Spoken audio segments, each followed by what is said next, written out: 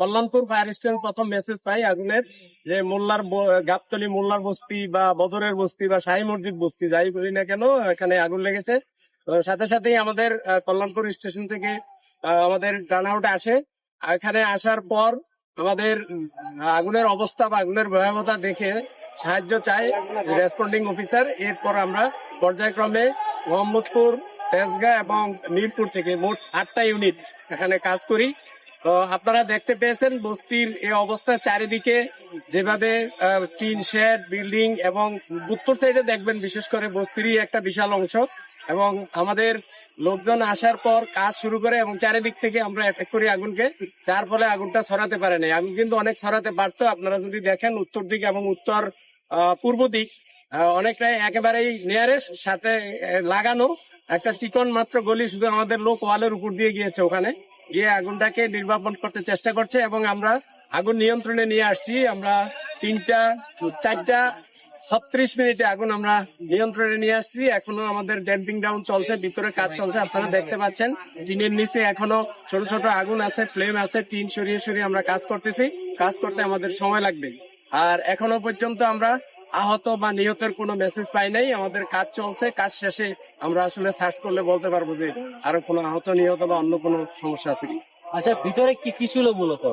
ভিতরে তো প্রথমত বস্তি ঘর ছিল, মানুষজন বসবাস করতো। এরপরে সাইডে এখানে বাস স্ট্যান্ড গাবতলী, আপনারা দেখতে পেয়েছেন যে আপনাদের পাশেই যে বাস আছে, একটা বাস, 2টা বাস রুবিনা পরিবহনের 2টা বাস উপরে গেছে। এবং এই আমার পাশে ছোট ছোট দোকান ছিল, মোটর পার্টস বা গাড়ি ঠিক করে এই জাতীয়, বা ভিতরে বাসের ভিতরে ডেকোরেশন করে এই জাতীয় কিছু দোকান ছিল।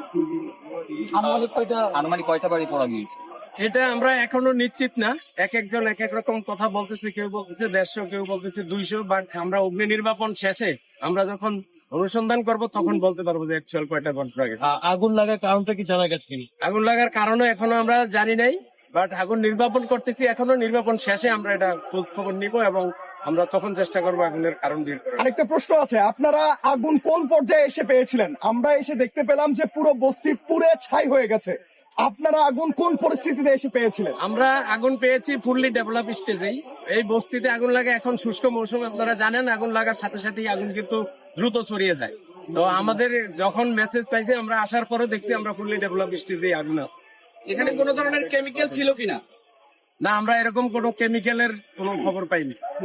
এখানে আসলে বাসিন্দা কত ছিল, ফল কত ছিল, এটা একটা আনুমানিক ধারণা কি আপনারা পাননি? না, আমরা এখনো ওই লাইনে আমরা এখনো কাজ শুরু করিনি। আমরা এখনো নির্বাপনের কাজটা করতেছি, এটা শেষ করে তারপর আমরা ওই লাইনে কাজ। প্রত্যক্ষদর্শীরা বলছেন যে আসলে ফায়ার সার্ভিসে আসতে অনেক কিছুটা বিলম্ব হয়েছে, তো এই বিষয়টিকে আসলে কি বলবো? এটা আসলে কি আর বলবো, আপনারা তো আমাদের সাথেই কাজ করেন। এটা একটা স্বাভাবিক সাধারণ মানুষের ভিতরে এভাবেই আসে যে কিছু লোক বলতে থাকে ফায়ার সার্ভিস দেরি করে আসছে, বিলম্বে আসছে। ফায়ার সার্ভিস দেরি করার প্রশ্নই ওঠে না। আর কল্যাণপুর ফায়ার স্টেশন একেবারেই কাছে, আপনারা জানেন যে গাবতলীর সাইডে এই ফায়ার স্টেশন, দেরি করার কোনো সুযোগ নেই। ফায়ার সার্ভিসও এর আগেও নানান তালিকা তৈরি করেছে, ঝুঁকিপূর্ণ তালিকা। আপনাদের এই বস্তিতে কি ঝুঁকিপূর্ণ তালিকায় ছিল কিনা? অবশ্যই। এবং এর আগে এখানে অগ্নিকাণ্ডের কোনো ঘটনা আপনাদের রেকর্ডে আছে কি? এর আগে অগ্নিকাণ্ড এখানে সহসাই হয় নাই। তো অগ্নিকাণ্ডে যেহেতু বস্তিগুলো সবই আমরা ঝুঁকির মধ্যেই রাখি এবং ঝুঁকিগুলো তালিকায় আছে।